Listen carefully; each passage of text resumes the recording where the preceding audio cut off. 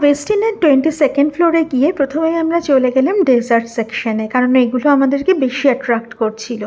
প্রতিটা ডেজার্ট আইটেমগুলো দেখো এত সুন্দর দেখতে, পেস্ট্রি বলো, কেক বলো, সব কটা আইটেম দেখে মনে হচ্ছিলো কি যে সব খেয়ে নিই, বাট এতগুলো খাওয়া তো পসিবল ছিল না।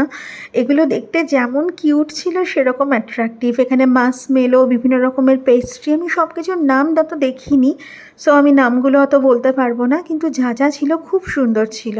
আর এটা ছিল আইসক্রিম সেকশনটা, আর এটা ছিল টপিং কেসের সমস্ত আইটেমগুলো। এরপর আমরা চলে গেছিলাম চাট কাউন্টারে। এখানে ফুচকা, পাপড়ি চাট, টক জল সমস্ত কিছু ছিল। তারপর ছিল হ্যাম স্যালাড, এগস ভেজিটেবল স্যালাড, ডাক স্যালাড, পর্ক স্যালাড। এই কাউন্টারটাতে ছিল baked quinoa salad, vegetable salad, beetroot salad, compressed cucumber salad. এখানে ছিল পিস, বিভিন্ন রকম বেল পেপার, লেটুস পাতা, বেবি কর্ন। আর তারপর আমরা নিয়েছিলাম একটুখানি চাট। আর কি কি খেলাম দেখতে হলে